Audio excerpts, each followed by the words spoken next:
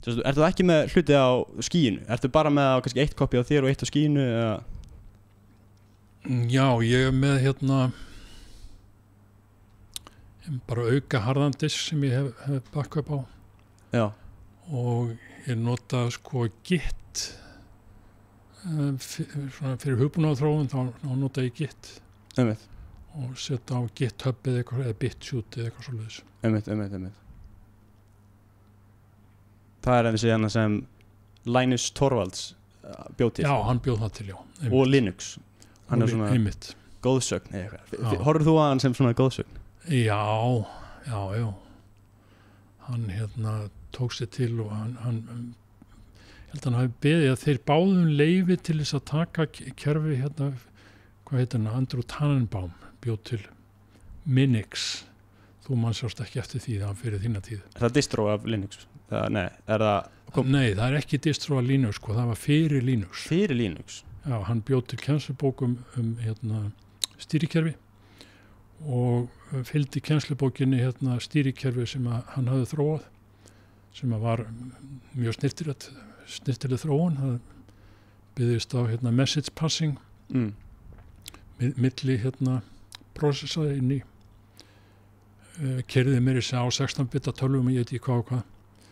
Þeir báði, ég held að GNU hafi beðið leyfi til þess að þróa þetta áfram og gera þetta open source, en hann vildi það ekki. Kannski sér eftir því. Já, meina. Já. GNU, var það? Já, GNU, sko, það stendur fyrir GNU is not Unix. Það var hvað heitir hann aftur? Aðalsbrautan í þessu, hann komið til Íslands meðal hans. Stallenberg, nei, bara man ekki hvað hann heitir. Nei. Allavega hann þróaði heilmikið af svona kerfum sem voru svona afbrigði af kerfum sem til voru í Unix almennt. Svona alls konar svona hjálpar forrit. Nema hvað þeir kláruðu aldrei að búa til stýrikerfi, sko. Þannig að það var ekki fyrir Linus, hvað var áttur eftirnafnið hans? Torvalds? Linus Torvalds, einmitt. Það var ekki fyrir hann kom með Linux, að það kom svona almennilegt open source. Já, almennilegt, jú, það voru fleiri, það voru til BST, Unix, sem nú þegar ennþá til, og NetBST og ég veit ekki hvað.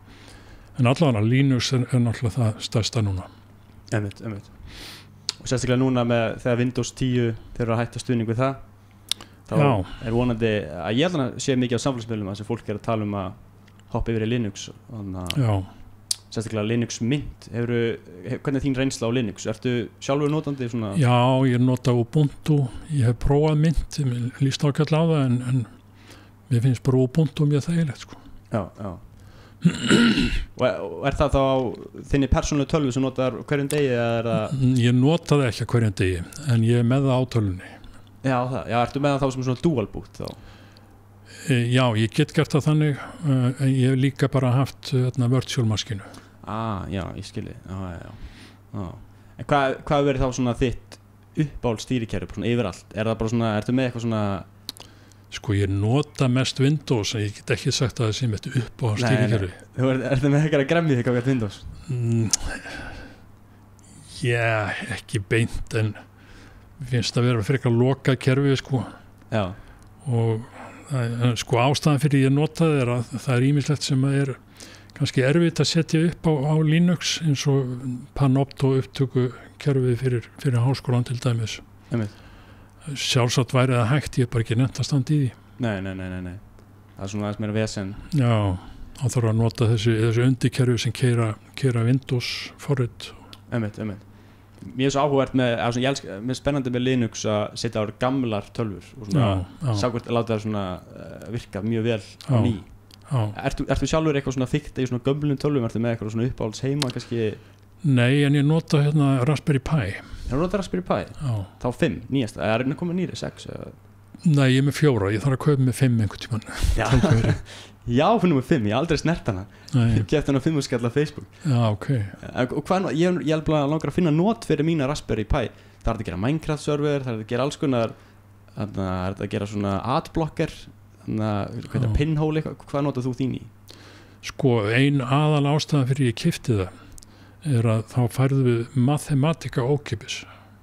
Mathematica? Ég veit ekki hvað það fylgir með, það er tölvu algebrukerfi. Það er þó nokkuð þægilegra finnst mér heldur en önnur kerfi sem ég nota, sko. Ég var þó nokkuð að stúdera tölvu algebru í framhaldsnámi og það er til dæmis til kerfi sem heitir Maxima. Nú er það skrifað M-A-X-I-M-A, það var skrifað M-A-C-S-I-M-A, það var hlutið af Project Mac í MIT. Það er ágætis tölvu algebrukerfi, það eru fleiri eins og Axiom og svona. Og þetta er þróast hansi mikið. Mathematica er þróað af náunga sem heitir Stephen Wolfram. Hann byrjaði maður að segja á þessu á unga aldri. Þetta sé ég jafnvel yngri en ég, sko. Og hann er algjört sinni, sko. Hann er með sína kenningu það hver sé undirstaða eðlisfræðinnar í heiminum sem er allt öðru sér heldur en aðrir.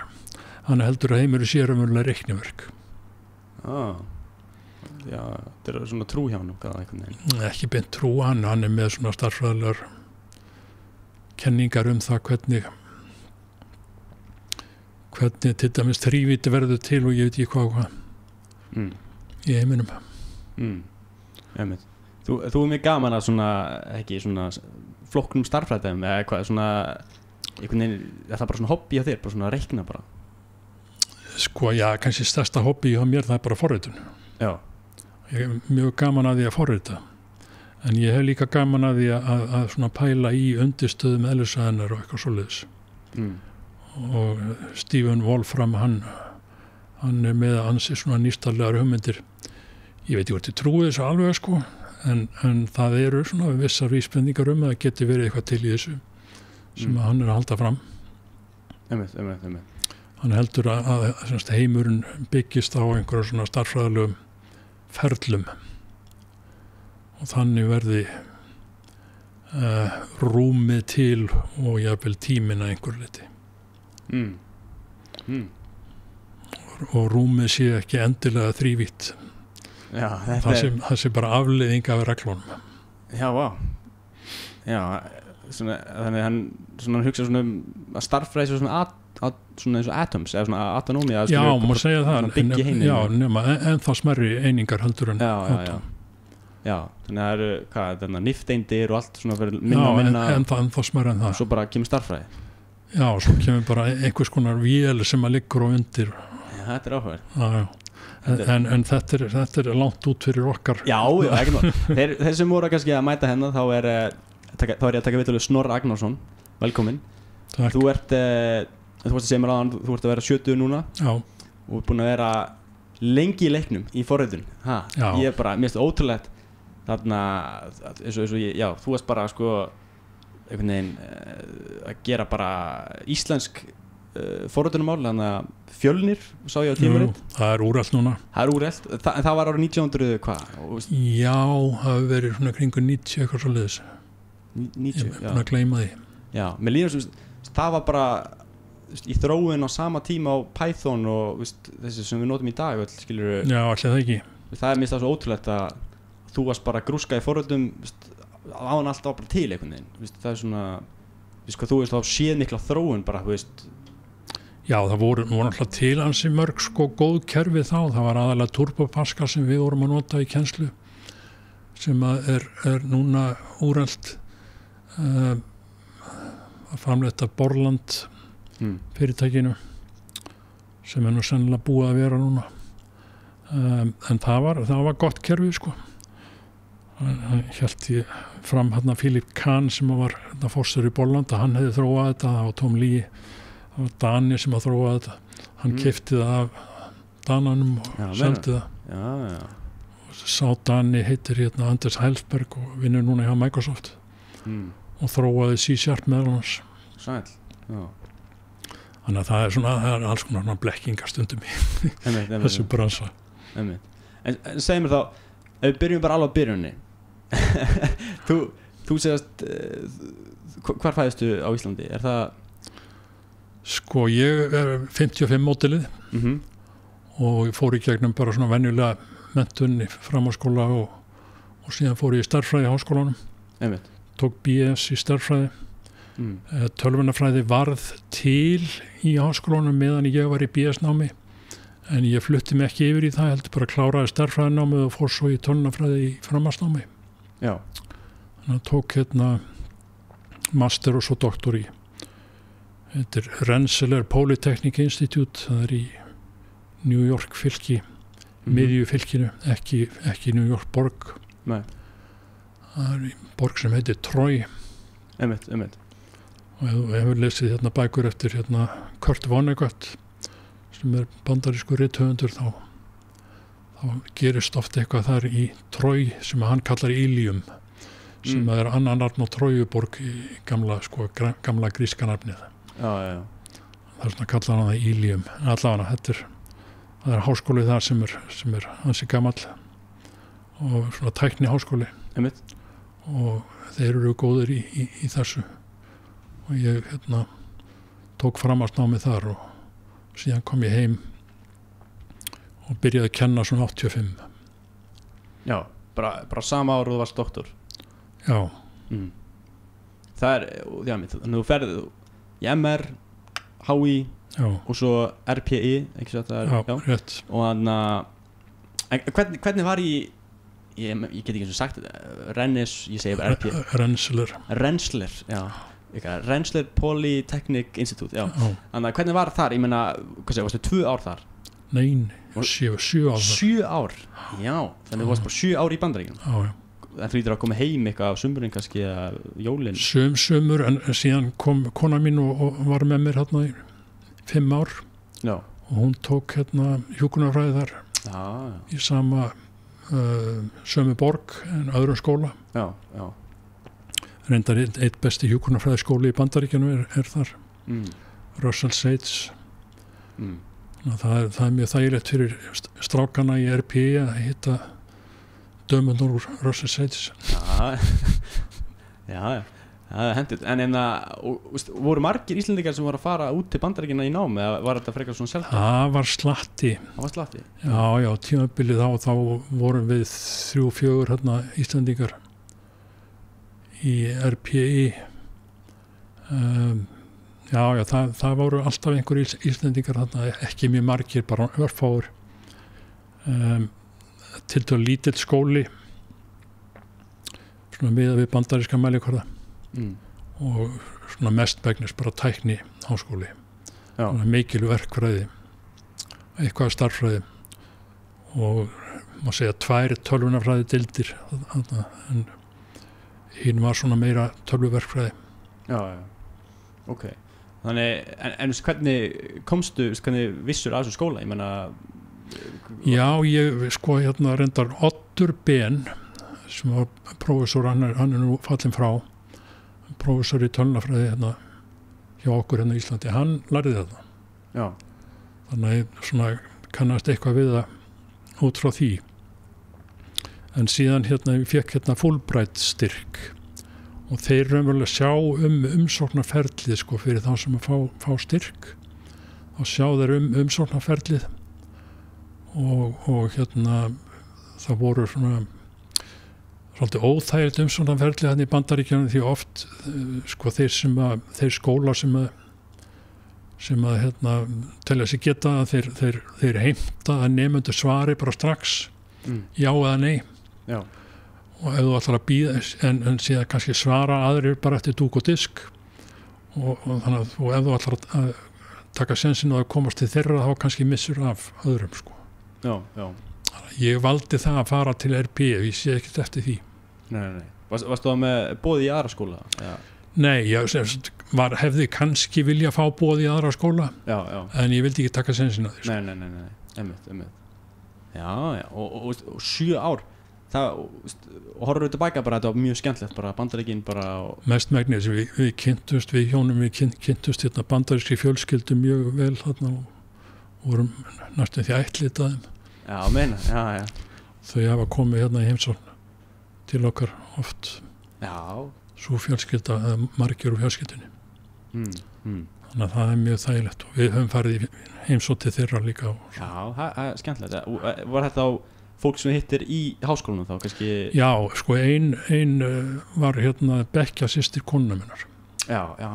Svona að læra hjúkrunarfræði. Já, einmitt. Já. Og hvernig var menningin í Bandaríkjunum? Hún lítur að var ekki allt öðru sem hún er í dag. Einhvern veginn svona.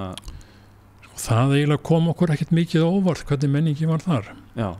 Já, við þekktum þetta náttúrulega sko eins og allir Íslendingar þekkja þetta af bandarískum bíómyndum og þáttum og svo framvegis. Sem er náttúrulega ekki góð mynd af bandarískri menningu en gefur okkur samt sem áður tiltölulega góða hugmyndum það hvernig daglegt líf er hérna. Einmitt. Og þannig þið langaði að fara til Bandaríkjanna, ekki til einhvern annars lands, bara. Já, má segja það. Já. Ég vildi það helst, kynnast betur í bandarískri menningu. Einmitt. Og svo framvegis. Og hvenær byrjar þetta Silicon Valley, þú veist, allt þetta tækni í Bandaríkjunum? Var það alveg miklu seinna eða var það bara mjög snemma? Já, það var eiginlega, má segja, hefjast þarna. Já. Sko, meðan ég var þarna, þá byrjaði PSA-byltingin, sko, persónutölvu. Já. Byltingin. Og ég keypti, sko, fyrstu gerðina af IBM einkatölvum. Þá þurfti maður að vinna hérna með sem kallaði floppy disk. 320K diskar, 2 diskastöðar. Það er ekki mikið. Það er ekki mikið, nei. Þykir ekki mikið núna, þótti fínt þá. Þó maður horfði hérna öfundar augum og þá sem höfðu hérna stóra hérna 5 megabæta hlemma af hörðum diski undir tölvunni sinni. Sem var fógdýrt þá. 5 megabæti, þú fær það fyrir lítinn penning núna. Já. Var ekki neitt sko. Já. En þá þegar þetta var að byrja, var það ekkert svona Silicon Valley? Var það eitthvað tók í því að svona vilja fara? Nei, það tókaði ekki í mig. Ég vildi koma heim aftur. Já. Já. En það eru margir Íslendingar sem hafa hérna dregist út í þennan bransa út í Bandaríkjunum. Ég þekki marga sem hafa verið þar og eru þar ennþá. Já. Bara búar bara ennþá, eru bara. Já, þeir eru best veit. Já. En það var sko PSA-byltingin var þarna sko. IBM þeir keyptu stýrikerfi af Microsoft sem hafði aftur keypta af hérna, þetta verið Seattle Technology eitthvað svo liðs. Þannig að Bill Gates hann keypti hérna MS-DOS af einhverjum öðrum, seldi það síðan til IBM. Já. Þetta voru ýmsar hérna skrýtna sögur sem gerist þarna, til dæmis að það var sko annað stýrikerfi hérna, sem var Digital Research framleiti á þessum tíma sem var miklu vinsælla heldur en MS-DOS. En þegar IBM kom og vildi tala við eiganda þess fyrirtækis að þá hafði hann ekki tíma til þess að hann var að fara í fallhlífastokk. Þannig að þeir fóru til Bill Gates. Já, meina, sæl. Það er alveg góð hugmynd að vera í fallhlífastokk. Já. Þið var aldrei langað að fara í svoleiðis eða? Nei. Mjög loftræddur. Er það? Já. Þú ert bara við tölvuna. Ertu? Já. Nei, en þú náttúrulega hefur unnið 3 kraftliftinga keppni, eða hvað kallar maður það? Jú. Já, ólympíska lyftingar frekar. Já, ólympíska lyftingar. Kepti aðeins í kraftliftingum en ekki mikið. Nei. Já, ég var svona frekar lélegur lyftingamæður. Bróðir minn var góður. Hvað meinar? Bróðir minn hérna, hann hérna miklu sterkar en ég sko. Nú? Hann er látið núna, hann lést fyrir aldur fram. 55,5 ára gamall. Já. En hann er einn af 3 Íslendingar sem hafa jafnatað 200 kíló eða yfir. Sæl. Og snarað 170 kílóm. Einmitt. þannig að ég langt frá því sko. Já, varst ekki mest 150 í, hvað var það? 155 í emdingu og 110 í snörun, ég var alltaf lélegur í snörun. Já, þetta hljómar allavega mjög stað hljóm, ég get ekki komin allt ykkur svona sko. Ég get það ekki núna, en þetta þótti bara sæmilegt á sínu tíma. Það, ok. Ég hef verið svo heppinn að tvisa verða hérna Íslandsmeistari, en það er bara vegna þess að Guðmundur Sigurðsson mætti í kúruskettinni. Hann hefði unnið sko. Já, það var samt sigur, hvað? Já, það var ekki margir keppendur. Hvað er, þetta er samt, já ok, þetta er samt alveg, mér finnst þetta alveg 150 € svaka mikið sko, og þú, maður skal sé þyngdina, þú varst þyngstur held ég 104 kíló held ég. Já, ég var nú seinna þyngri. Já. Ég var þegar ég var upp á þetta besta þá var ég 90 kíló. Já. Það var ágætist þyngd fyrir mig sko á þeim tíma sem ungur náungi, en nú er það of mikið þyngd fyrir mig. Já.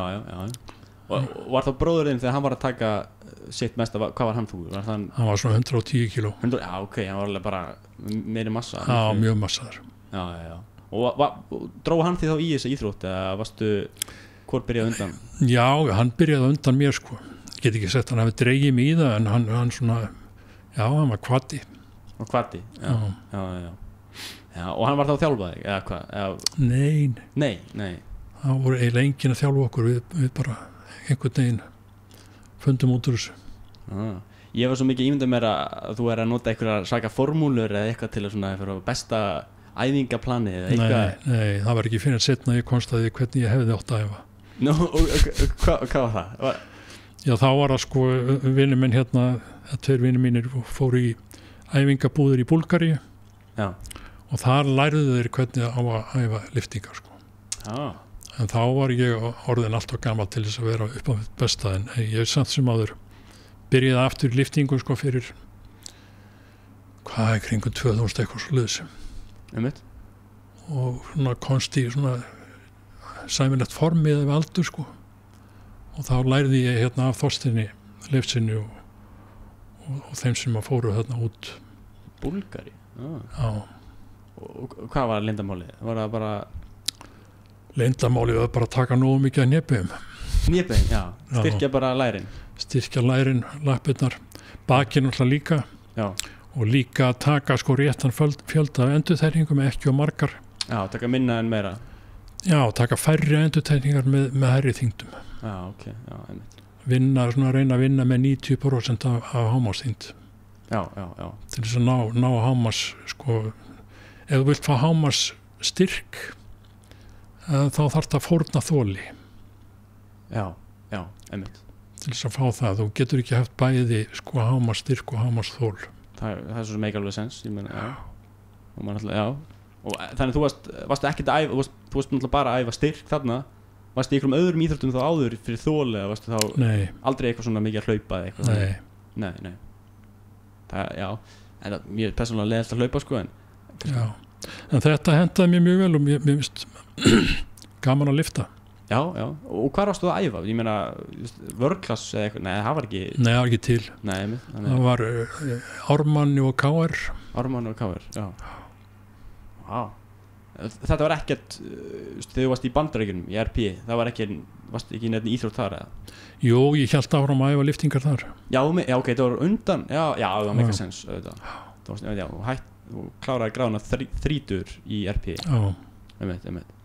Og voru þið sterkir þann úti? Já, ég var alveg í sæmilegu formi, sko, en svo var ég alltaf að þyngja svona svolítið smátt og smátt, sko. Já. Ameríski maturinn eitthvað? Ameríski maturinn hrættur það að kjúklingurinn þarna sé hormónafylltur og alveg græðir. Einmitt. Já, og það hefur verið, og varstu þú að æfa bara með samnefndum eða voru hinir foreldrarnir ekki mikið í þessu? Eða? Nei, þeir voru ekki í þessu. Nei. Ég æfði bara þarna, það var æfingarstöð þarna í næsta bæ. Já, bara næsta bæ? Já. Vá, það var ekki bara háskólasvæðinu? Jú, það var líka hægt að komast í lyftingar hérna í háskólanum, en það var ekki eins góð aðstæða. Nei.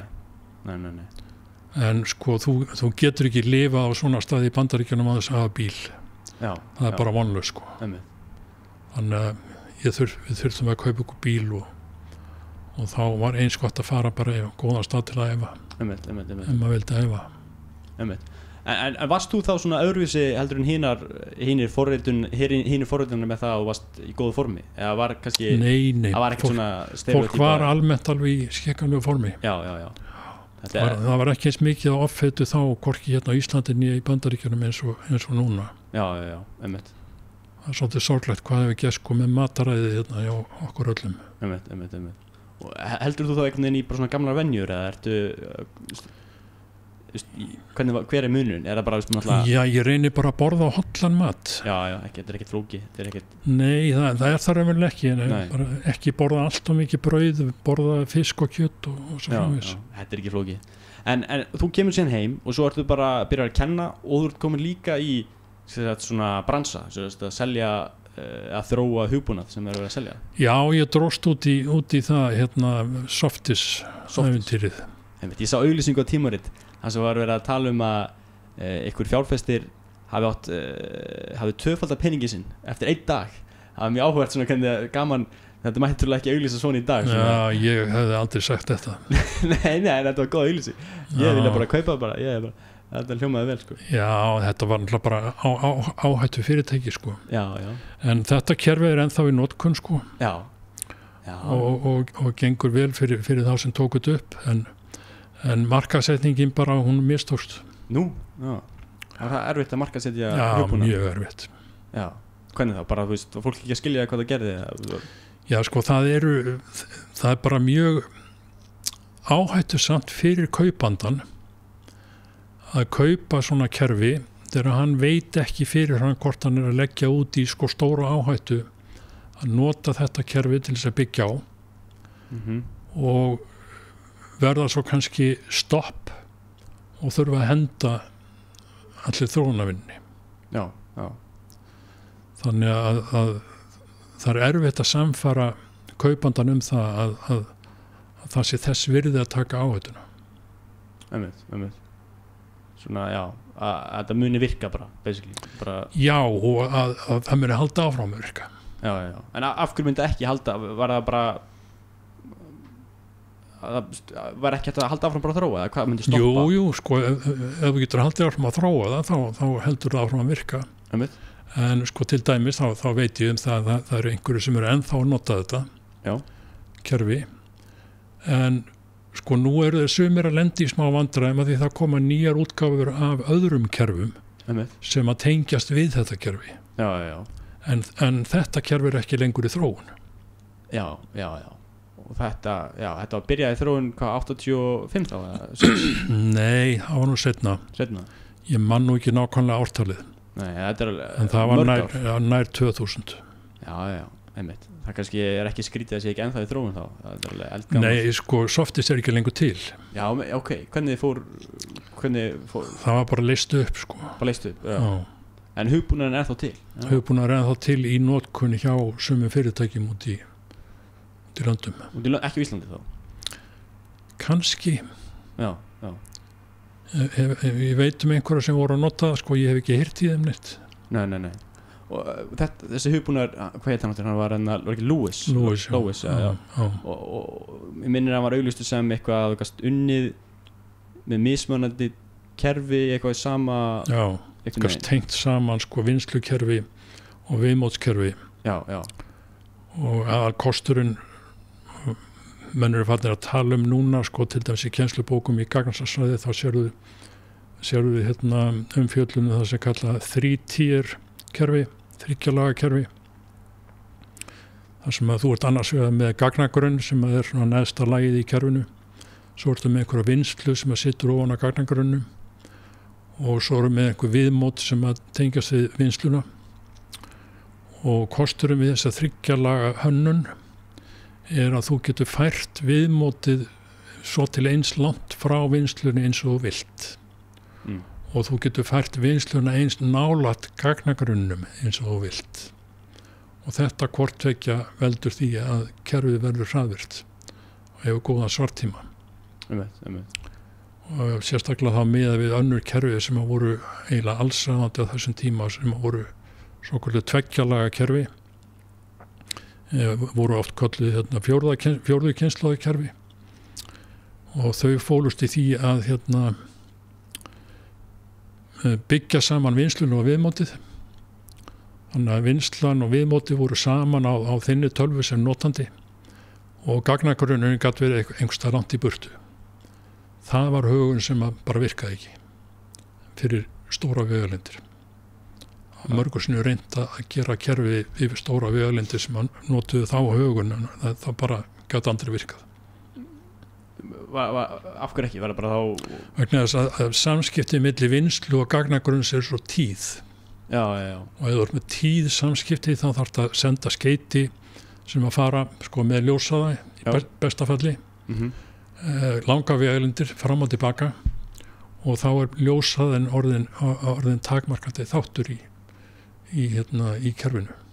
Ef þú hins vegar með þryggjalaga kerfi þá eru mjög strjál samskipti milli viðmóts og vinslu en allt í lagi þó sé mjög tíð samskipti milli vinslu og gagnagrunns. Af því að vinslan er nálægt gagnagrunnum. Rétt. Já. Einmitt.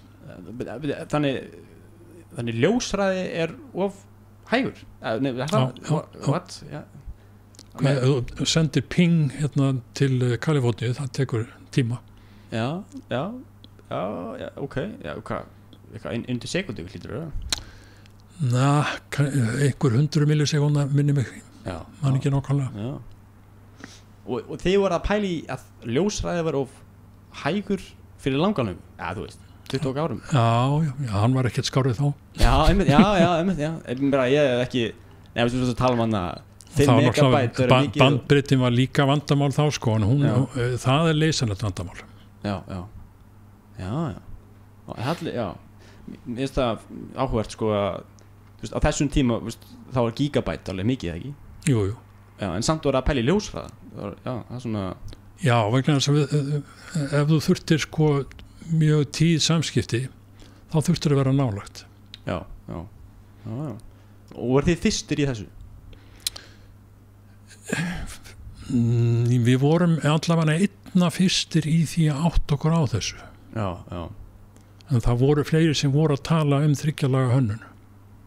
Já, ok. Áhugavert. Já, einmitt, það kannski, þetta væri svona, einmitt, hefði auglýsingi verið bara eitthvað ljósræðir of hægur, notaði okkar, eitthvað, ég veit ekki, þetta er svona, já, en þetta er svona, já, núna því ég skil hvað, þá er þetta leysir vandamál, þessi hugbúnaður. Já. Þetta er hugbúnaður, já. Já, þetta er samskipta hugbúnaður. Einmitt, en maður hefði samt, maður ekki þurfa að færa vinsluna nær gagnagrunnum áður maður notar hugbúnaður, Jú. Já, þannig að þetta er svona... Það var annar þröskuldur. Já, þannig fyrst þurfa að mæta til ykkar og að breyta hardverinu. Já, vegna þess að flesti voru á þessum tíma að nota tveggjalaga hönnun. Já. Þar sem að vinslan og viðmóti voru sambyggð. Já. Og ef þeir ætlaði að flytja sig yfir í þryggjalaga hönnun þá var það stórt átak. Já, þannig að það hefði verið smá, já. Þannig að þetta hefði alveg stórt skref fyrir fyrirtæki að innleiða. Já, þannig að það voru helst fyrirtæki sem voru að nota, við vorum nú þegar að nota vinslu forritunarmáli eins og COBOL og svo framvegis sem ekki voru með grafísku viðmóti. Það voru helst þau sem voru tilbúin að taka upp þessa högun. Já. Til þess þá að geta nota kannski Visual Basic eða C# sem viðmótsforritunarmál og tengja það síðan við COBOL vinslu eða eitthvað svoleiðis. Já, þannig ykkar lausn var þá ekki með tilbúna grafíska, þið voru ekki búin að... Við vorum með samskipta lausnina, við byrjum á því að gera sambyggða lausn sem hafði bæði samskipti og viðmót. Já. Það reyndist vera glatað að markasetja það. Ok. Þannig að við byggum til aðra lausn sem var tiltölulega einfaldari, sem var bara samskipta lausn sem vann með viðmótsþróuna lausnum sem til voru. Já. Þannig að þau vildi hafa smá svona puttan í hvernig viðmóti myndi líti út á fyrirtækin á svona... Nei, ekki það að við vildum hafa puttana í því, en við vildum bara finna einhverja leið til þess að gera þessa þryggjalaga högun físilega. Já, þetta er áhugað sko, og þið voru strax svo segir að þetta er notað í nokkur löndum. Já. Þannig voru strax kunnar bara frá upphafi í útlandum. Nei, það tók þó nokkuð tíma. Það tók tíma, já. Það er einmitt. Ég meina, já. Hvenær kom eftir interneti?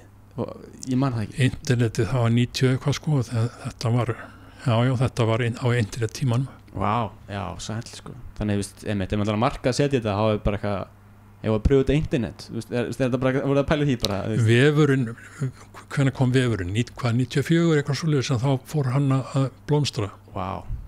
En það var ennþá mjög hægvirð sko.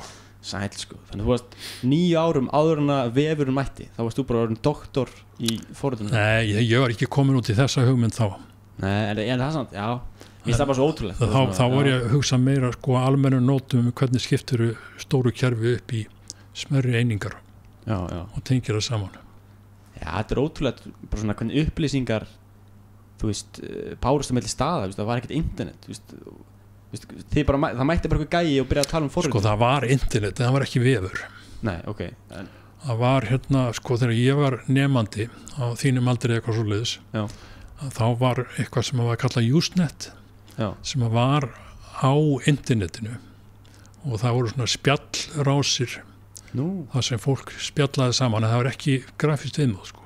Já, það var bara í terminalinu. Já, bara með lyklaborði og skjá.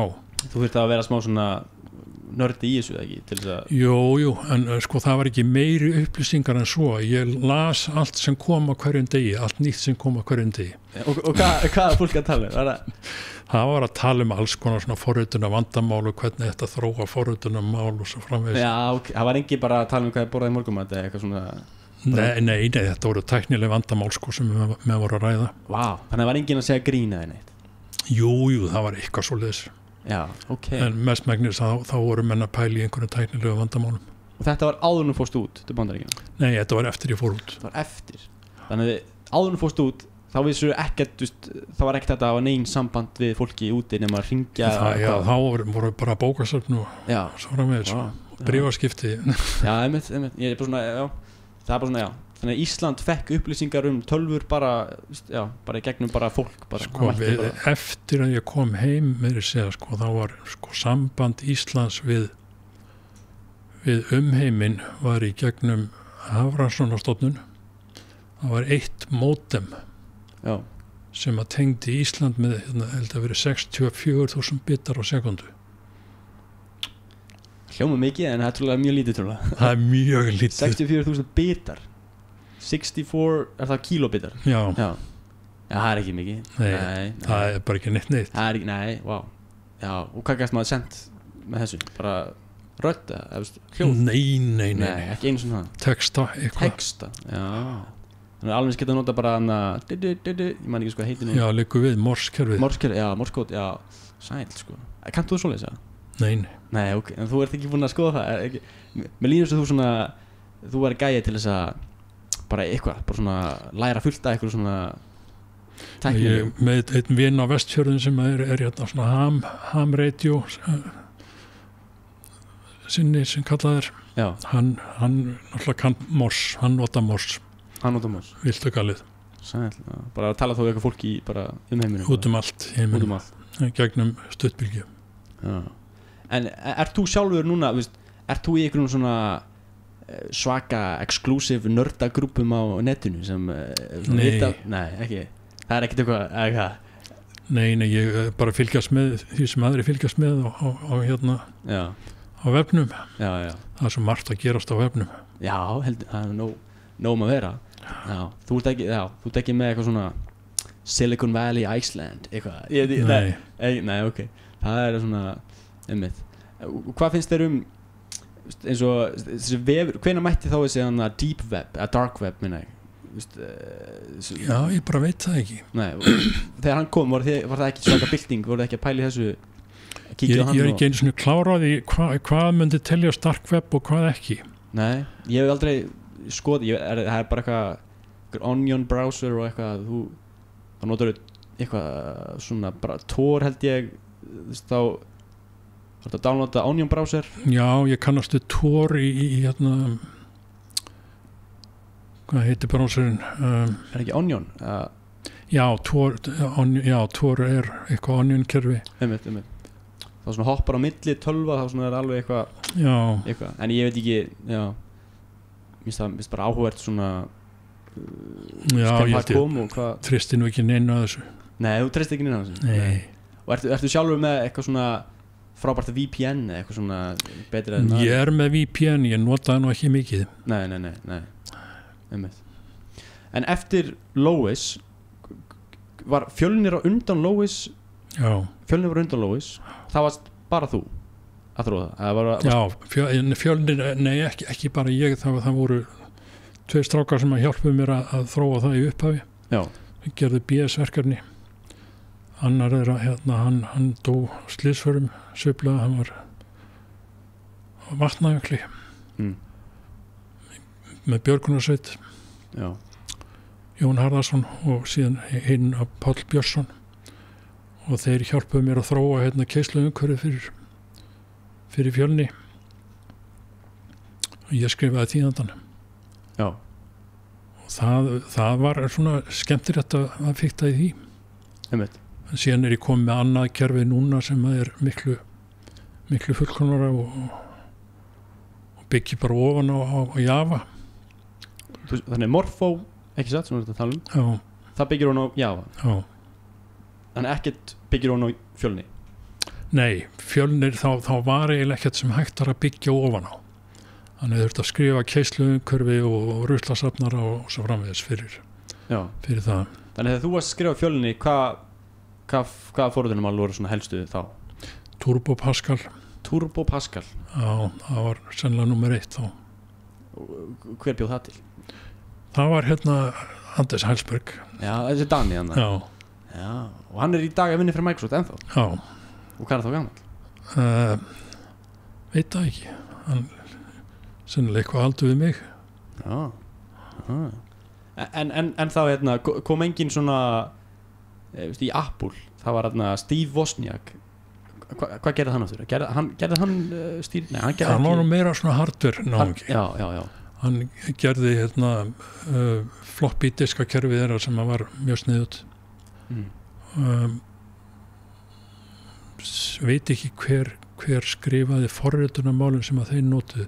Þeir voru með hansi góð þróunarkerfi sérstaklega þeir voru komin yfir í Macintosh kerfið og ég hef svona reynt að stela hugmyndum frá þeirra þróunarkerfi gamla á Macintosh Programmers Workbench sem var mjög skemmtilegt kerfi. Þú með Workbench í Morpho? Já, ég er með Workbench í Morpho sem það er hugmynd sem er stólið frá. Stólið? Inspired? Já, má segja það. Já. Orðað frekar þannig, það er betra og þakka fyrir. Já. Og hvenær byrjar þá að þróa Morpho? Það þá hvað mikið seinna eða?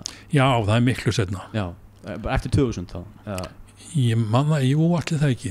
2005 kannski eitthvað svoleiðis. Já. Það skóla svo til í hausnum á mér. Já.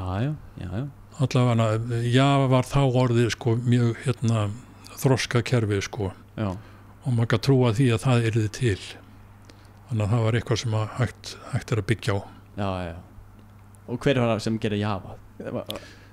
Það var Gosling. Jim Gosling. Já. Hefur hitt eitthvað að þessu fólki? Nei, ekki hitt Gosling. Það eru fleiri. Ég held að hann sé á norskum ættum. Já. Svo ertu með Bjarne Strustrup sem er líka norskum ættum. Hann þróaði C++. Það eru fleiri menn af norskum ættum sem hafa þróað svona forritunarmál. Það er áhugavert. Kristinn Nygård til dæmis fyrir Símula forritunarmálið. Kristinn Nygård og Óli Jóhann Dahl. Já. Minni mig. Og hefur hitt eitthvað svona stóra? Já, ég hitt Kristinn Nygård. Og hann var í Java, sagði þú? Hann var í Símula. S-I-M-U-L-A. Nei, já, ég hef ekki heyrt það. Nei, það er svona það er keimlíkt mál eins og já. Sko það er kannski meira svipað eins og algól. Það er mjög svipað eins og algól. Og hvenær hittur hún? Í Íslandi? Á Íslandi, já, reyndar hann hélt námskeið á Íslandi. Og þú mættir námskeið? Já. Og var það varst að spjalla við hann, varst að segja frá Fjölni eða eitthvað svona? Nei, Fjölni var ekki til þá. Þetta var fyrir það? Já, sæl, sko. Var hann, já, ok, og varstu bara mjög spenntur, var þetta bara eins og rockstjarna fyrir þér? Já, maður kannski segja það var gaman að hitta hann. Já. Það hafa nú nokkrir merkileg menn komið til Íslands. Já. Til dæmis Parnas, David L. Parnas. Já. Hann hélt einu sinni fyrirlestur í ráðstefnu sem að Ebba Kvanberg skipulaði. Hélt ég mjög skemmtilega svona grín fyrirlestur spam. Já. Í bankettinum. Og hann talaði það ekkert forritun? Nei, það var bara grín. Það kom bara með grín? Já. Já, ok. Og var það skemmtilegt? Já. Áfært. Og hvað gerði hann? Var hann í hverju forrituna? Sko hann kom fram með þessa kenningu það hvernig þetta skipta forritum upp í einingar. Og þessi kenning kölluð á íslensku upplýsingahuld eða information hiding á ensku. Já. Sem að ég held að sé mjög mikilvæg kenning og mjög sammála því sem hann segir. Ég kynntist þessu fyrst í framhaldsnáminu í Bandaríkjunum. Já. Og þessi kenning segir að þú átt að fela smáatriðin í einingunni frá notandum einingarinnar. Því annars myndu ekki hafa frjálsar hendur til þess að viðhalda einingunni, viðhalda innviðum einingarinnar. Þannig að hafa stýrikerfi læst niður í? Já, til dæmis stýrikerfi, ekki segja notendum stýrikerfisins frá því hvernig innviðinir eru, heldur bara hvað hlutinni gera, köllin á stýrikerfið, þau gera þetta en ekki hvernig þau gera það. En þetta hljóma meira svona svo Mac heldur en Linux og Windows, svona meira læst niður og þú getur ekki fiktað mikið í? Já, það er ekki þannig að það sé endilega læst niður, þetta er að gefa þau frálsar hendur. Sem notandi? Sem viðhaldari stýrikerfisins. Að þú getur breytt í hvernig stýrikerfi gerir hlutina án þess að breyta því hvað stýrikerfi gerir. Já.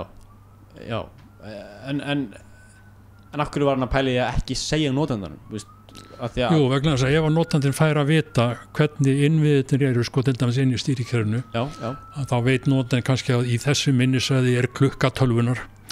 Og hann fer að nýta sér það, fer að lesa þetta minnisvæði til þess að fá að vita hvað klukkan er. Já. Og þá getur aldrei fært klukkuna til. Já. Klukkan verður alltaf að vera í þessu minnisvæði. Já.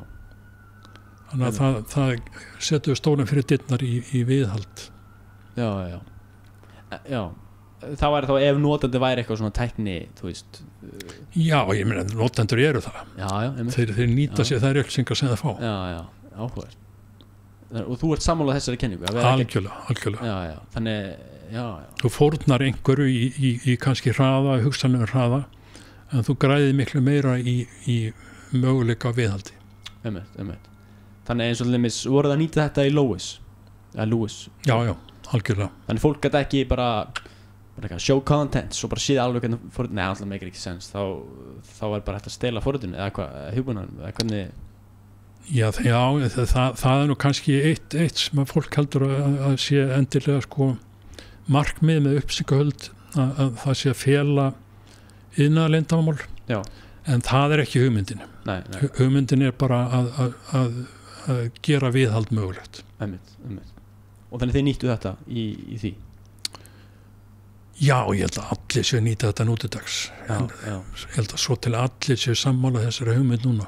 En er ég skildið rétt að open source nýtur ekki þessu hugmynd? Nei, það er ekki þar með sagt að þó þessi open source, þú opinberir forristtekstan. Já. Það er ekki þar með sagt að þú sért að lofa því að hann breytist ekki. Já. að þú kannski sýnir svona forritstextin núna en það samt sem áður getur sagt hérna er hönnunarskjalið fyrir þessa einingu og þetta er það sem við lofum að verði satt í framtíðinni. En núverandi útfærsla sem útfæri þessa er í samræmi við þetta hönnunarskjal er í dag svona en það geti breyst. Og það væri ekkert í ósamræmi við upplýsingahöld þó þú hafir open source. Ok, áhuga. Já, þetta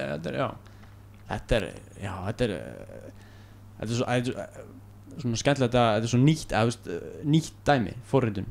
Og þessi er bara komið með bara eitthvað kenningu sem er bara svona grundvallar kenning. Já, þetta er frá 1970 sko. Já, þetta er bara, Já, langt síðan hann setti fram þessa kenningu. Og það voru mjög margir ósammála þessu á þeim tíma sko. 70? Þá varst þú bara í MR eða ekki? Jú, allir það ekki. Já. Og var eitthvað ekki sens? Eða eitthvað grunnskóla? Já, ég hef ekki einu sinni verið komin í MR. Verið 15 ára? Nei, 10 ára? Nei, 70? 15 ára. 15 ára. Já. En í MR, þið voru ekki meina tölvur? Það var ein svona forritanlega tölva sem við fengum að fikta í. Varst þú spenntur yfir henni? Já. Það var, ok, það var bara... Já, ég fekk 12 bakteríuna strax. Bara strax, ok. Og ertu í dag, ertu með svona flottustu græjur? Ertu svona græjum? Nei. Ekki? Nei. En ég er alltaf með skikkanlega 12, sko, við erum all með það í háskólanum. Einmitt. En ég er bara með svona venjulega laptop. Þú ert með... Hvað, ThinkPad eða Lenovo? Já, ég er með Lenovo, já. Og svo svo frétti ég að þú ert mjög góður í StarCraft. Nei, þú ert svona humble. Ég er ekki mjög góður, ekki miðað við mannlega keppendur. Við hvernig er það miðað við? Já, ef ég fer að keppa við einhverja nemendum mínu þá myndi ég sennilega tappa. Því ég er bara vanur að sigra tölvuna sko. Nú, hvað? En þú er aldrei reynt á það, eða hvað? Jú, ég prófa að keppa við einhverju sem eru klárar í þessu og þeir gjörsigra mig. Nú? Já. Ok, Og hvenær byrjar fyrst að spila tölvuleiki? Var það þó í Bandaríkjunum eða var það komið fyrr eða? Já, tölvuleikir voru nú kannski, jú, það var í Bandaríkjunum. Það voru meiri sér svona tölvu arcade þarna inn í skólanum sko. Inn í skólanum? Bara strax? Já, ég veit ekki hvort að slíkt til lengur núna. Svona arcade room? Já. Ég farið í hann. Það var maður ekki eins og í Smáralind líka uppi, nú bara rífa það allt. Já, nú er sennilega ekki mikill markaði fyrir svoleiðis. Nei, ég held ekki sko.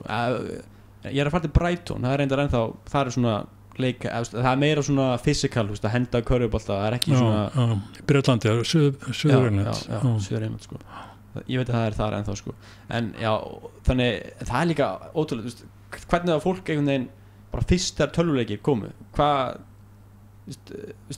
voru, ég veit ímyndið með margir sem voru ekki tækni svona, hefðu áhuga á þessu, þið skildu bara ekki neitt hvað er í gangi eða hvað, skildu þið strax að þetta var eitthvað svona spenna og skemmtilegt? Já, sko ég man eftir sko þegar ég var á þínum aldri var kannski sennilega fyrsti tölvuleikurinn sem að man eftir, það var Ping Pong, mannst þetta honum, hann er sennilega til en þá. Ég ert ekki að tala um það sem hann voru að brjóta kassana og færa. Jú, það er eitt afbrigði, það var einfaldar afbrigði þá sko, það voru 2 keppendur sikkoru megin. Já, bara pingpong, þeir voru bara að senda bolta sín á milli sko. Það er svona fyrsti leikur sem þú manst eftir. Já. Og var maður þá með svona joystick eða var maður með minnir að það hafi verið svona snúningsnappur. Já. Það var svona með 2 svoleiðis. Já, eða eitt hvoru megin sko. Já, einn og mann, áhugavert. Já, þetta hefur þá verið arcade game. Nei, þetta var bara einhver svona, ég man eftir þetta var það var svona ballstaður niður í bæ sem hét Óðal. Já.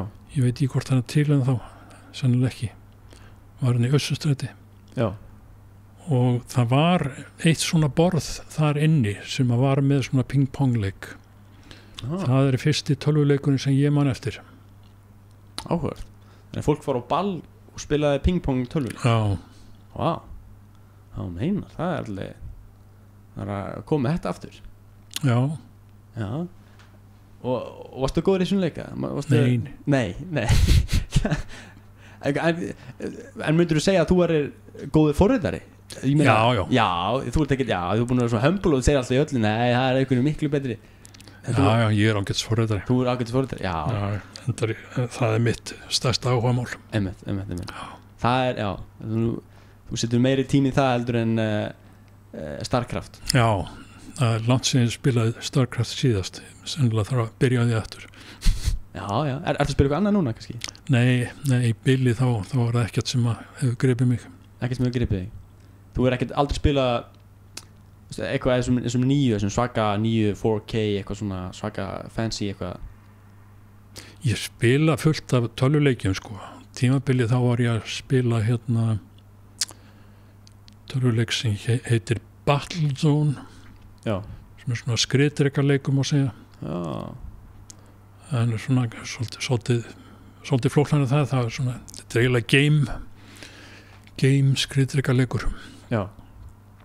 Það var mjög skemmtilegt kerfið, það kannski grípi í það einhver tíman aftur, en síðan komuðu með aðra útgáfi sem var mun lélari, þannig að það eiginlega datt upp fyrir. Gamla útgáfan er betri heldur en seinni útgáfan. Og var þetta þá multiplayer? Nei, það var single player. Já. Þannig að það voru að spila á móti einhvers konar gervigreind. Gervigreind? Já, svipað eins og í Starcraft. Hvenær heyrður þú fyrst gervigreind? Hvenær var það bara? Það er búið að vera alveg allan tíman sko. Það er alltaf, gervigreindin verður komin þetta 20 ár. Já. Það er alltaf það sem hefur verið sagt. Ég held að sé ennþá þannig, eftir 20 ár þá færður raunverulega gervigreind. Ég ætla ekki að halda niður í mér andanum. Nei. Sko, mér finnst þetta að vera gervi heimska ennþá sko. Gervi heimska, já. Ef þú talar við sko ChatGPT, sko þessi gervigreind þeir hafa það sem kalla hallucination eða off-sýnir.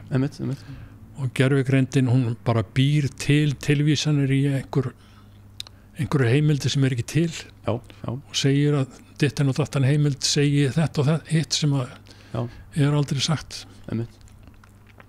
Þannig að það er mjög erfitt að treysta þessu. Hins vegar sé ég nemendur nota þetta og stundum virkar þetta mjög vel. Það var ein stelpa síðast þegar ég kendi þýðendur fyrir 2 ára síðan. Hún var að nota svona gervigreind til þess að gera svona autocomplete. Og var að gera sko þurfismíð sem að gera code generation í þýðendanum. Já. Og gervigreindin hún hjálpaði það sem ekki til sko. Já. Fyrir autocomplete segir við. Já. Það er svona þegar leið og stelpan byrjaði að slá eitthvað inn sko. Já. Að þá fattaði gervigreindin já, þú ætla sennilega að gera þetta og kláraði dæmið sko. Já, einmitt. Þannig hefur þú sjálfur verið eitthvað að fikta mikið með gervigreind? Eitthvað, en ég treysti því ekki alveg sko. Nei. Þannig að mér finnst þægilega bara að gera hlutinu sjálfur.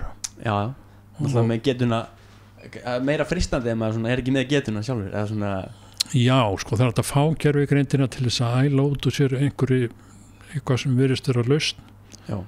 En mér finnst það að vera bara ansi mikið vinna að bara fara yfir þá lausn og staðfesta að hún sé rétt sko. Já.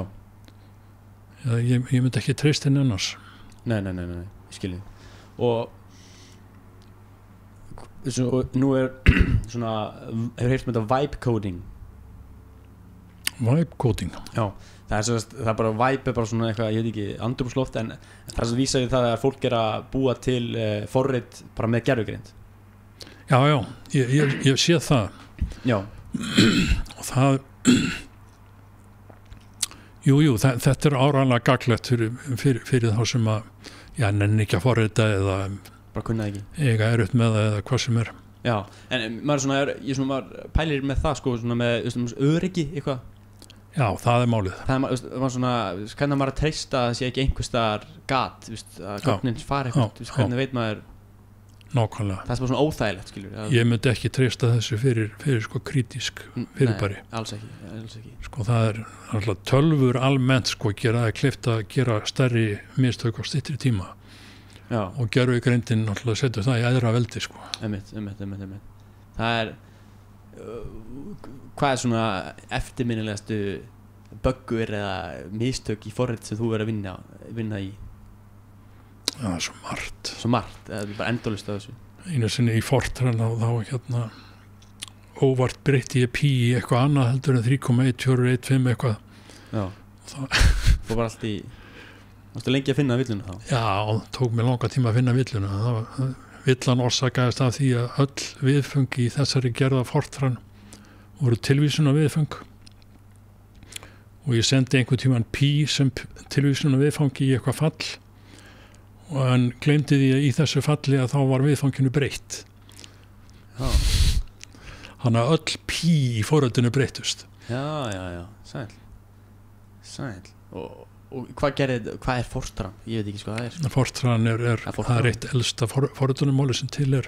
Já. Það er mikið notað ennþá í verkfræði og svona stærðfræði útdenningum. Einmitt. Fyrsta forritunarmáli sem búið var til almennilegu þýðandi fyrir þeir var John Backus bjóð til og félagar hans bjóð til fyrsta þýðandan og markmið þá þetta var semst eiginlega fyrsti þýðandin sem búin á til markmið var að þýðandi myndi búa til góðan vélamálskóða eins og forritari myndi gera vélamálskóða. Og þeir náðu því markmiði sem að þótti ótrúlega á þeim tíma. Og breytti þetta hvernig vélamálskóði er í dag, bara eins og ég sé? Já, breytti því hvernig fólk forritaði. Fólk held að forritun og vandamáli verið leist núna. Já, ok, nú geta allir forritað. Það var ekki þannig. Ég held að það var búin að bara simplify þetta alveg. Einfaldar, ok. En myndir þú segja, það hlýtur að vera miklu erfiðara þú veist, í byrjun að skilja þessi þetta er náttúrulega miklu einfaldari í dag. Já, og náttúrulega forritin voru miklu einfaldari. Já, þeir voru ekkert að gera það flókið. Eftir því sem þú fær meira að afla þá ferð að gera flóknari og dýrari hluti, sko. Einmitt. Þannig að þetta heldur áfram að vera erfitt. Já. Hvernig finnst þér eins og í dag með svona attention span hjá fólki? Þú veist, það var miklu meira svona áreitið dopamín á hverjum degi. Sérðu mun? Jú, það hlýtur að vera svona. Já, sko, mestuleiti er þetta gott að sko, þegar ég var að byrja að forrita að þá var sko vinnuferli við þannig að þú tókst þetta bunga af auðum gataspjöldum og þú settir það í gataspjaldavélina og þú gataðir gataspjöldin og síðan þegar þú kennst þá væri búin að forritið að þá tókstu bunkan og fórst með það til þessum að stjórnaði tölvunni að hann rendi sig gegnum tölvuna og síðan eftir dúk og disk og þá fékkstu útprent af sem að yfirleitt var bara fullt af villumeldingum. Já. Og þá var það aftur tilbaka í að gata og skipta út spjöldum og svo framvegis þannig að þú sér það í hendi sko að vinnuferlið var þannig að það voru sko að minnsta kosti margar mínútur milli þess að þú klárar að forrita og þangað til þú fjast einhverja niðurstöðu. Já. Og stundum var það meira sko, kannski dagur. Fjast eina keislu á dag. Já. En núna það færðu keislu á nokkra sekúnda fresti sko ef þú vilt eða að vinna með þessi Java eða eitthvað svoleiðis inn í einhverju forritinu umhverfi. Þannig að mestu leyti er þetta náttúrulega bara gott. Já, en eins og ég var að pæla í eins og eins og þú náttúrulega upplifðir tilkomu samfélagsmiðla og hvernig fólk er alltaf með síma í hendinni Já, það er náttúrulega það er svolítið hættulegt. Það er hættulegt. Ertu sjálfur með eitthvað reglu til dæmis, ertu bara í klukkutíma á dag í símanum eða hvað heldur þau? Ég er miklu minna en klukkutíma. Minna? Já. Í alvörunni? Já. Ha? Þá bara tekur ég ekki með síma? Já, svona valla en sko ég vil náttúrulega vera í sambandi þannig að ég er með síman í vasanum. Já. En sko ég Sko, ég er ánetjaður skjánum, en það er ekki símaskjárin, það er tölvuskjárin. Já, það er, já. Hvernig, þú veist, var ekki freistandi að vera bara eitthvað, skoða fréttir í símanum eða? Nei, eiginlega ekki. Ég veist að fyrir fólk á mínum aldri þá er það minna freistandi, sko, heldur en fyrir ykkur sem eru búin að alast upp með þetta. Já. Í höndunum frá hérna bassaldri. Já. Sko, gemsinn, hvenær kom gemsinn? 90 eitthvað kannski? Ég veit ekki. Já, sér sko þá er ég orðin hérna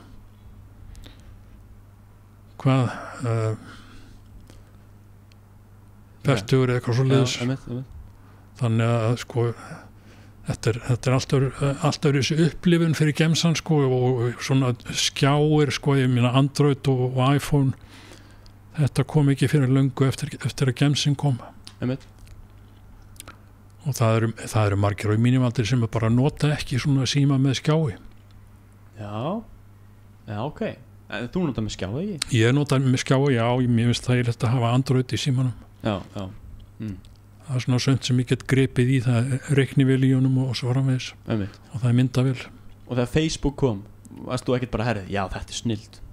Nei, ég hef aldrei verið á Facebook. Aldrei? Nei. Af hverju? Það bara freistaði mín ekki. Aldrei bara, ég ætla að pröfa þetta? Nei. Ég ætla að heyri þessum hérna, frá hérna Bandaríkjunum? Nei, sko, kona mín er á Facebook. Já, en hún sér bara þetta? Og hún sér þetta, sko, hún er tengd við hérna alla okkar vini í Bandaríkjunum og alla ættmenni og svona. Já. Þannig að hún alveg sér það dugar alveg fyrir mig. Já. Þú bara á póstinum og ekkert annað? Tölvupósturinn, já. Vefurinn. Já. En ef þú hlýtur að spjalla eitthvað svona forriturinn og eitthvað þannig? Já, allan við nefendur, þá vil ég alltaf tengjast við nefendur. Ég nota kerfi sem heitir Piazza fyrir það. Einmitt. Það er mjög þægilegt. Já.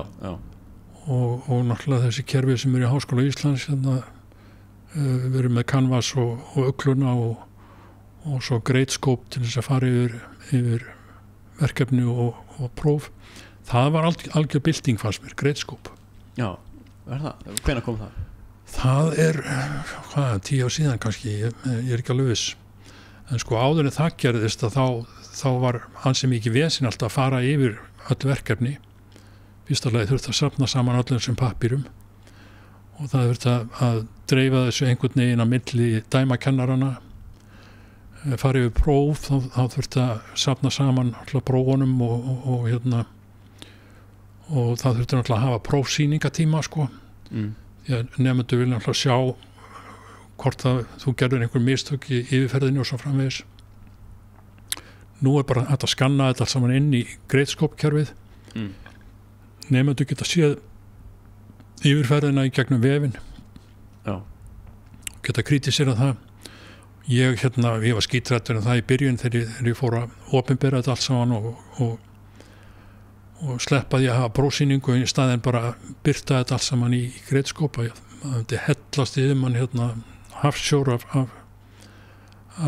kortunum villur en það var ekkert meira, sko, heldur en þegar þetta var á pappír.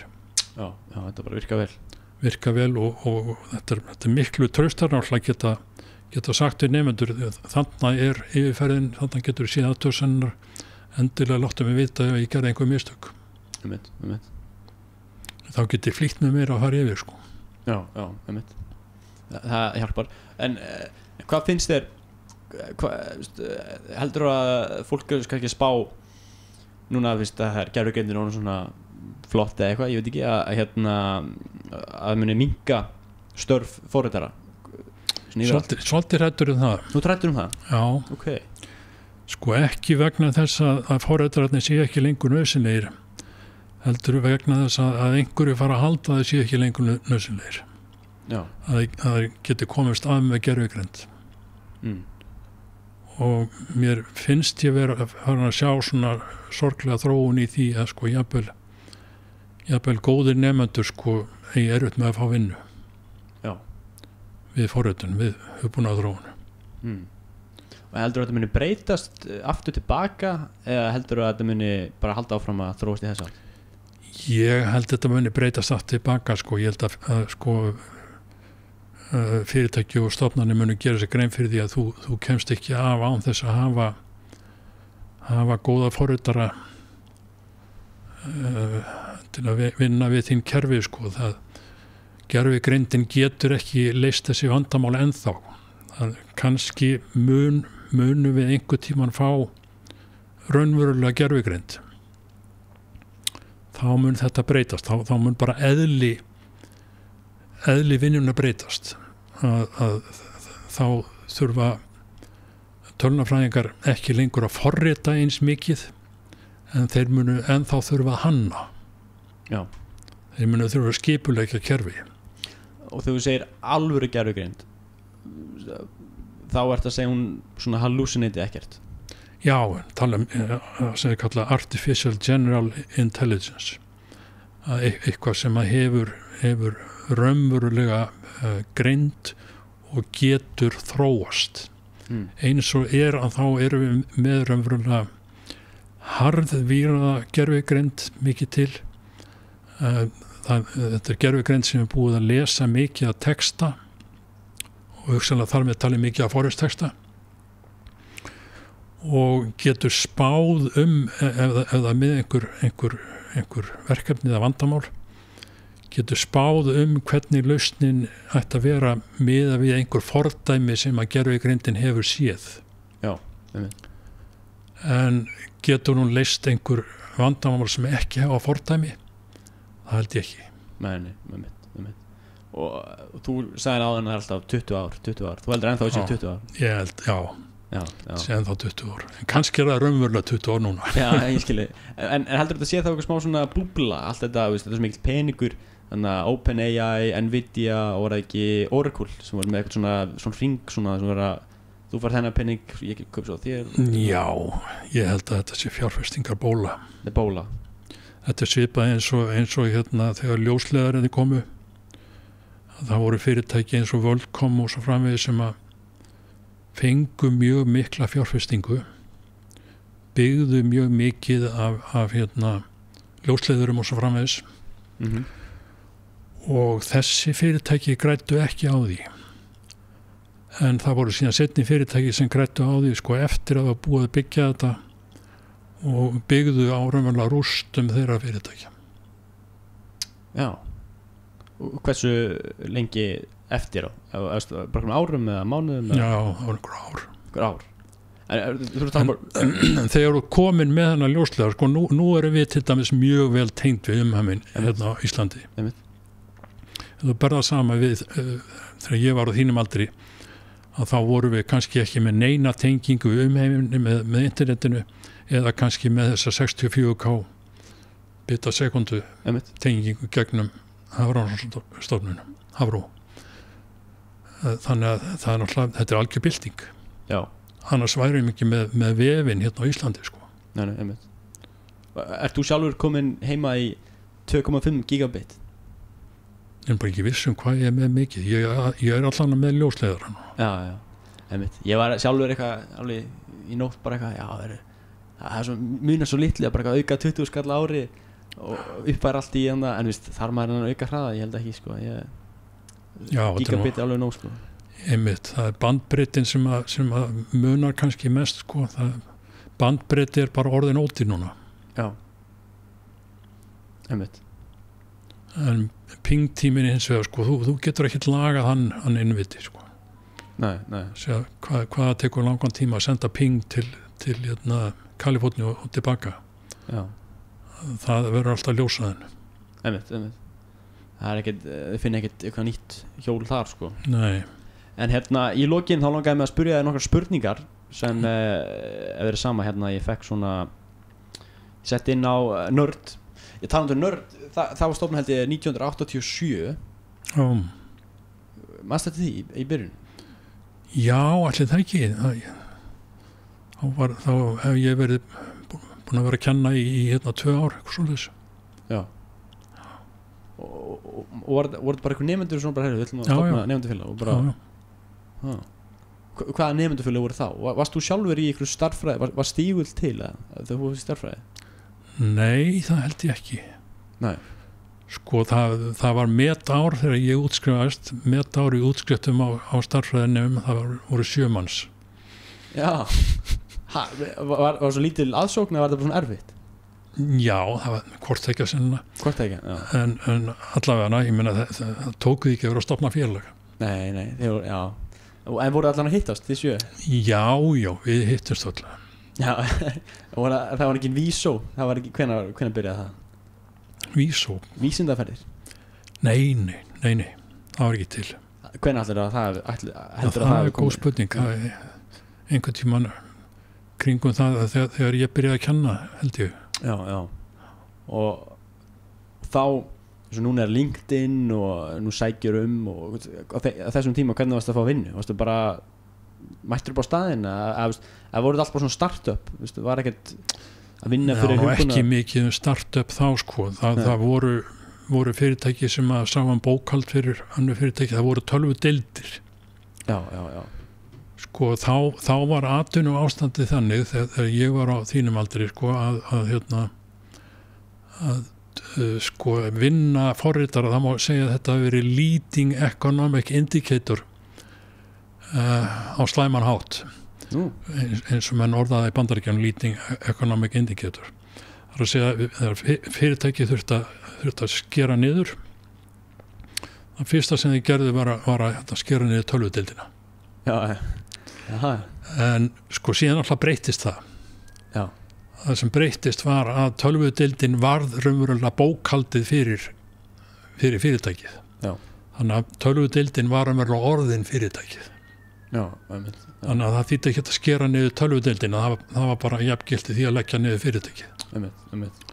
Þannig að það var ástandið þó nokkuð langan tíma. Nú er ég hræddur að þetta sé komið svolítið aftur í hættu ástand fyrir forritara út af einmitt gervigrindinni sem myndist á. En það er við bara eftir að sjá hvað gerist. Og hvað maður þá að læra í staðinn? Hvað er svona sniðvast? Er það bara eitthvað svona, tegur gervigrindin ekki yfir? Bara rafvirki, pípari, smiður? Já, það er náttúrulega fög sem að gervigrindin nær ekki. Læknir? Það held ég að verði hættulegt. Ok, já, reyndar. Já, meina. Það er að segja sko að gervigreindin mun að einhverju leyti geta tekið yfir sko greiningu og sjúkdóm. Já, þetta er nú þegar komið svona þessu hugmyndir þetta sko. Já, en sko þetta er náttúrulega bara hættulegt fyrir sko fræðigreinarnar að svona þróun sko. Einmitt. Og ég veit ekki hvort það er einhver lausn á þessu eða hvað, en pípari, rafvirki og svo framvegis það absolutt eitthvað sem ég myndi mæla með fyrir þá sem vilja vera ónæmir sko. Einmitt. Já, þetta er ótrúlega sko, ótrúlega heimur. Podcastari kannski? Podcastari, já, það er nú gervigrindin, ég held að það sé mikið. Hún hjálpa kannski eitthvað en hún myndi ekki taka þitt hlutur sko. Nei.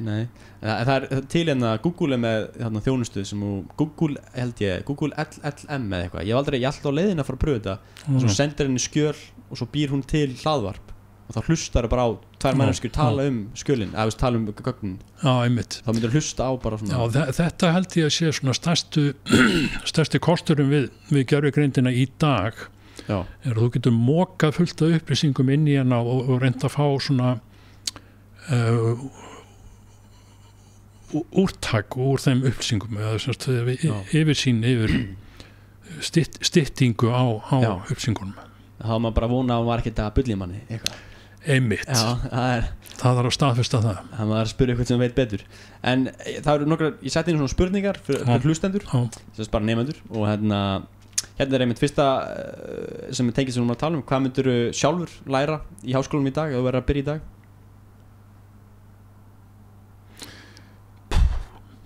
Ég nú það gamall að ég myndi erfitt með að skipta skoðun. Ég sem myndi taka tölvunarfræðina. Þú myndi taka tölvunarfræðina? Já.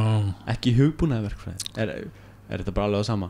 Í mínum huga ekki mikill munur á þessu tvennu sko. Nei. Þetta er bara ego. Nei, það er svolítið munur á þessu.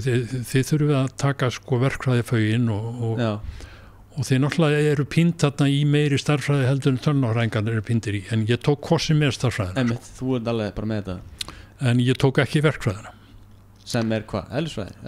Já, eðlisfræði og bókhald og svo framvegis held ég. Þetta er ekki eitthvað svoleiðis. Er ekki eitthvað sem þið þurfið að taka í svona business? Ég hef áhuga business sko, en ég hef ekki áhuga eðlisfræði. Nei, ég sé svolítið eftir að ég hafi ekki tekið bókhald á sínu tíma, ég hafi kostað því. Af hverju sér eftir? Bara...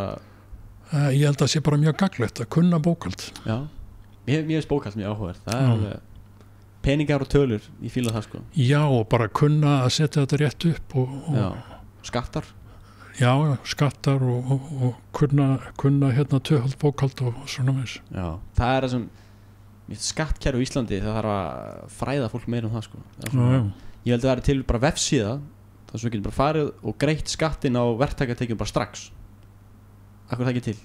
Já. Það væri bara búin að hreinsa peningi strax. Það er ekki að býða allir mars og eitthvað vesen sko. Já.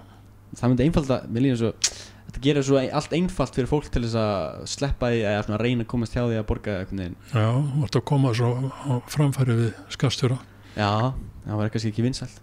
Það getur vel verið það sko. Mér finnst að þeir hafa staðið sig ansi vel til dæmis í að byggja upp þessar vefsíður.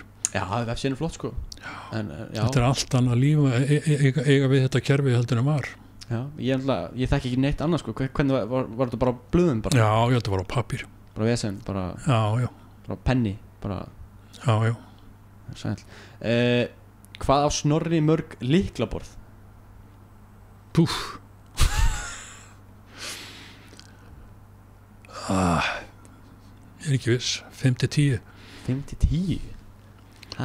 Sumt að þeim er ónýtt. Ónýtt, já. Þetta er bara minningar. Já, ég þarf bara að reynsa út úr skápunum. Út úr skápunum? Áttu mikið að skápum? Er þetta bara alveg fullt að... Já, það er eitthvað ónýttur lyklaborðum en það. Já. Sumt er kannski ekki ónýtt, ég er ekki viss. Nei. Sumt er rafdrifið og þráðlust og sumt með vírum og svo framvegis. Hvenær og hvers vegna kom upp hugmyndin að búa til þitt eigið forritunarmál, þar að segja Morfó? Já, Morfó er eiginlega sko í framhaldi af Fjölni og Fjölnir var í framhaldi af þessum hugmyndum sem ég setti fram í mínum rannsóknum í framhaldsnámi einingaforrituna. Bæði þessi forritunarmál hafa svona sérstakar einingar aðgerðir sem ég nú ekki mikið að tala um í hérna námskeiðinu í forritunarmálum, pínlítið samt. Svona aðgerðir fyrir einingar til að setja það saman í stærri einingar. Og til þess að styðja þessar aðgerðir þá þarf annað forritunarmál. Það er ekkert forritunarmál sem styður þetta. Já. Annað. Eldur en Morfó og Fjölnir. Já. Og þannig þú varst að kenna og þú hugsaðir ég þarf að finna eitthvað betra til að kenna. Já, líka út af bara til að styðja við þessar hugmyndir í rannsóknum. Ég vildi svona staðfesta það að þetta virkaði eins og ég ímyndaði mér. Já. Þannig að þú byrjaðir að pæla í Morfó þá í RIP. Ekki beint í Morfó eða Fjölni heldur, ég gerði eitthvað svipað í Lisp forritunarmálinu. Já. En það var gert á svona svolítið öðrum forsendum en það voru sömu einingar aðgerið þar en forritunarmáli var allt öðruvísi. Það var svona gamaldags afbrigði af Lisp. Já. Áhugavert, ok. Þurfa kennsluhættir að breytast í takt við tækniþróun og hvernig? Já. Það finnst mér finnst að fólk ætti að gera meira af upptökum og þyrftum að finna betri leiðir til þess að hafa samskipti milli nemenda og kennara í gegnum vefinn. Það er svolítið óheppilegt að sko nemendur eru mikið til hættir að mæta í fyrirlestra. Já. og það er náttúrulega eina ástæða fyrir því að tek upp fyrirlesturna. Ég vil að nemendur geti þó allan að séð upptökurnar, en það er ekki alveg sama upplifun eins og að sitja í fyrirlesturnum og geta spurt á meðan verður að tala hlutina. Já. Þannig að reyna að fá eitthvað svona interaktíft samband. Þetta náttúrulega var reynt í COVID-æðinu en að mínu viti þá virkaði það ekki. Já. Til dæmis að kenna í gegnum Zoom eins og við gerum þá eða eitthvað annað svipað kerfi. Þetta var ekki beint þetta var ekki samtal milli kennara og nemenda eins og það þyrfti að vera til þess að virki almennilega, og náttúrulega samtal milli nemenda sína milli líka sko, eins og það þarf að vera til þess að svona háskóla samfélagi gangi upp. Þetta er, já, við þurfum að finna einhver lausn á þessu. Ég er ekki með lausn. Nei, þetta er áhugavert sko. Ég veit ekki hvernig það verður. Já, eins og þú segir, flest er svona að færast í svona fjarnám, svona væp sko. Og eins og bara líka í útlöndum líka sko. Ég var að skoða, það var stelpa í skiptinámi og í Ástralíu, þá er mikið tímum bara í fjarnámi sko. Já, einmitt. Tóttum sí í staðnámi. Ég veit ekki, já. Hver er pælingin baka það sko, en kannski eru það bara mjög margir í þá, kannski eru það bara 600 manns í einum áfanga í fjarnámi, þeim sem ekki passa í skólastofu, kannski það pælingin, ég veit ekki. En allána, hvað lét hann ákveða að fara í tölvunarfræði? Er spurning. Það er bara tölvubakterían. Tölvubakterían? Já. Já, þetta er bakterían. Þegar ég var ennþá í menntaskóla sko, þá kom út handtölva sem heitir HP65, Hewlett Packard 65, sem var fyrsta forritanlega handtölvan. Já. Það var hægt að forrita þessa handtölu með heilum 100 skrefum af forritum. Já. Sem er nú ekki neitt nútidags. Ég á miklu betri HP-tölvu núna. En allavega ég keypti þessa tölvu, hún kostaði morðfjárið, það var eitt sumarkaup sem fór í hana. Sæl. Þannig að ég var strax komin með bakteríinu þarna. Hvernig sér, áður nú fóst út? Já, áður ég fór í Háskóla Íslands. Áður nú fóst í háskóla? Já. Og hvað varstu að vinna? Ég var að vinna í skurðgreftri, leggja annarkvort hjá símanum eða leggja hitaveiturur. Já. Man ekki hvort það var. Og allur peningunum bara ein tölva? Já, svo til. Og þú segir handtölva? Bara fartölva? Ja. Nei, bara kalkulator. Já, svona bara iPad? Bara svona... Já, eitthvað svipað á það, nema það var náttúrulega ekki skjár, sko. What? Stingdur þú þá í sambandi skjá? Nei, eini skjárin, það voru nokkra tölur hérna efst. Já. Eins og gamaldags reiknivélum. Þannig að þú keyptir reiknivél? Já. Fyrir, já, sæl. En þú sást ekki eftir því? Nei, ég sá ekki eftir því á hann ennþá. Hún virkar ennþá, batteri eru ónýtt, en ég get notað önnu batteri. Já, ok. Sæl. Og er þetta að fara, er þetta svona collectible? Getur þú selt hann á mikið? Ég hef bara ekki aðtúða það. Já, þú er engan áhuga að selja hana? Nei, ég ætla að eiga hana bara. Það er ekkert batteri inni, þannig að ég veit ekki hvort ég fengi eitthvað fyrir hana. Já, en mér er alltaf áhugavert. Þú voru að tjekka hvort þetta sé collectible. Já. Hvort þú eitthvað glerskáp fyrir þetta. Já. En það er að nota svona venjuleg fljótt batteri, sko, 4,5 volt. Já. Já, þú getur ekki stungið inn bara í samband í rafmagn? Nei, hlestækið hvarf. Hvarf? Já. Bara tjekka á eBay. Er þetta eitthvað svaka skrýlinni plögg? Nei, ekki svo. Já, áhugavert. HP. Uppahalds áfangi sem þú hefur kennt? Þeir eru nokkrir. Sennilega það sem ég hef mest gaman að kenna, það eru þýðendur, það er forritunarmál og það er rökstudd forritun. En svo hef ég kennt fleiri sem ég hef haft mjög gaman af, tölvunarfræði 1 og 2 til dæmis. Já. Margir fleiri, viðmótsforritun. Já. Eitthvað í hugbúnaðarverkfræði. Ok. Starffræði mynstur. Já. Og ég er ára að gleyma einhverju. Þannig þú kent starffræði, tölunarfræði 1, þá bara Java. Já. Já. Og líka þegar það var Turbo Pascal á sínum tíma þegar ég byrjaði að kenna sko, þá var mann ekki hvort að hétt tölunarfræði 1, þá kannski bara forritun 1 eitthvað svoleiðis, man það ekki. Allavega Turbo Pascal, það hljómaði svo eitthvað fancy. Og notar það þau í dag? Nei, það er úrelt. Já, en myndur þú segja þú gleymir fordunumálum? Heldur þú getur núna bara skrifa Turbo Pascal bara? Ertu með svona minni bara? Já, ég hugsa það. Já.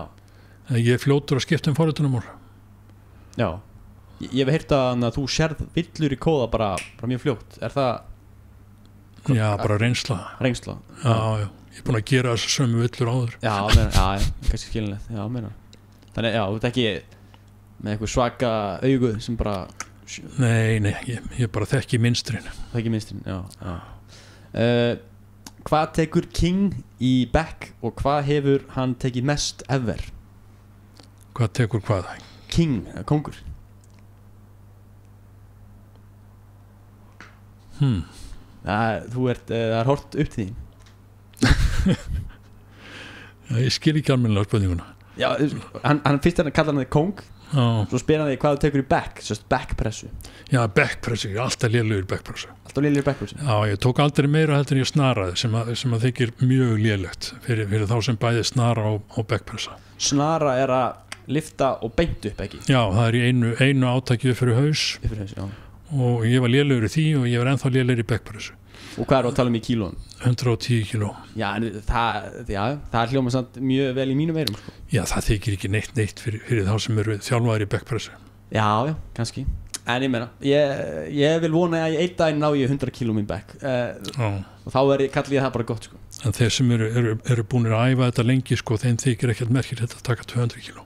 Já, það er, ég skil ekki, það er crazy, sko. Akkur það fólk að vera svona sterkt? Nei, ég sammála því, það ekki backpressu.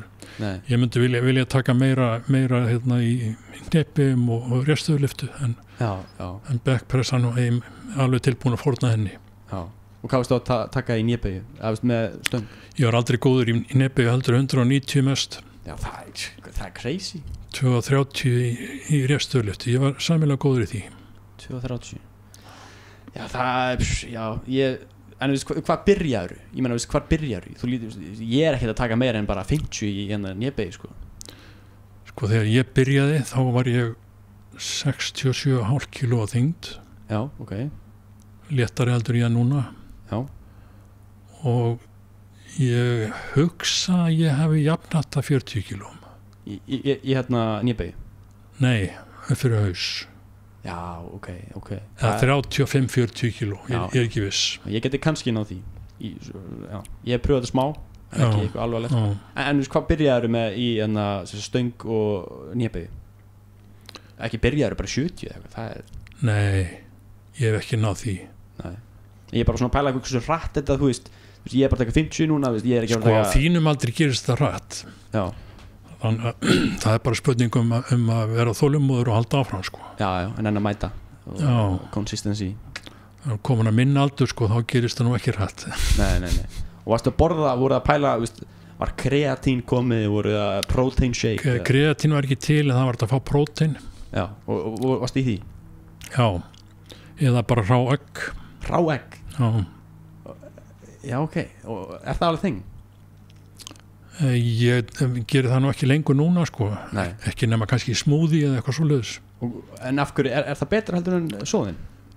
Það er bara auðvitað eiga við það ef þú ætlar að borða mörg. Og hvað varst að borða mörg í svona einu? Ég borðaði ekki dólega mörg, en bróður minn, hann borðaði alveg heilt kíló eða meira í einu. Af eggjum? Já. Já, það hljóma allir mikið, sko. Já. Kíló? Já, sæl. Ok. Þetta er ótrúlegt, en svo spurning uppáhalds veipbragð. Vindlabragð. Já, ég var í vindlunum áður ég fór í veipið.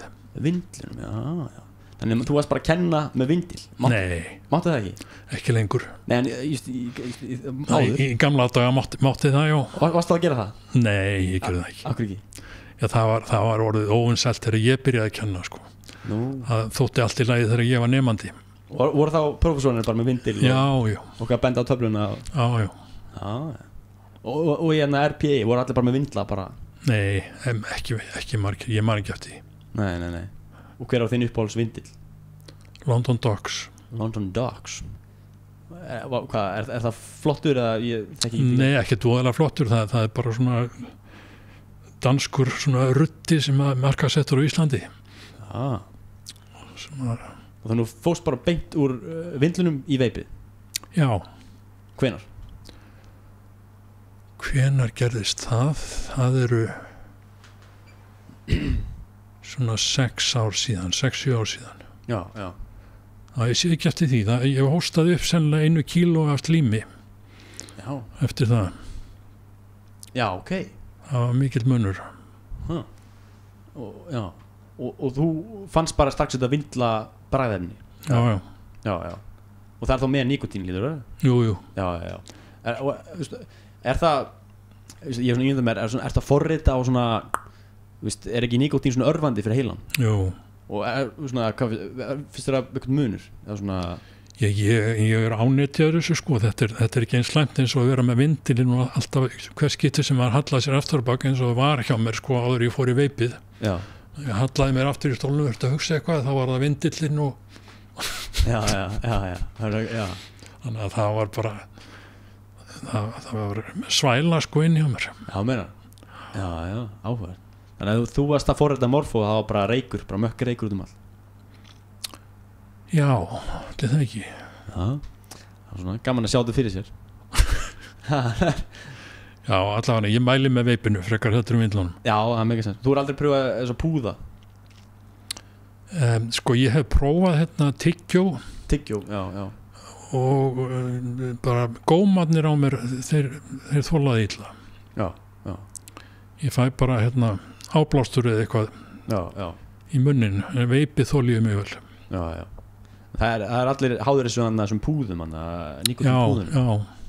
Það er... Ég hugsa það sé óhollara heldur en veipið. Ég þori ekki að sverja fyrir það en... Já, það er hljómar eins og margir tala að það sé svaka ávanabindandi. Þessi púðar sko, ég þori ekki að nikotín sko, það er nú kannski áræðanlega einhverju leiti óholt, en það er líka einhverju leiti holt sko, það verði ekki að COVID. Nú? Ég veit ekki til þess að ég nokti að fengi COVID. Já, meira. Þú heldur að það sé veipið? Ég get vel tróð því. Já, það er á seint núna allavega að mæla með veipið fyrir COVID-inu. Já, það er ennþá í gangi þetta COVID-dæmi. Já, maður skal bara hættur að pæla. Það er ekki merkilegt lengur. Nei, þetta er ekki hipp og cool. Hef heyrt frá mörgum að hann hafi verið fyrsti tölvunarfræðingurinn á Íslandi. Er það satt? Nei. Það er ekki satt. Hver var það? Veistu það? Það var hérna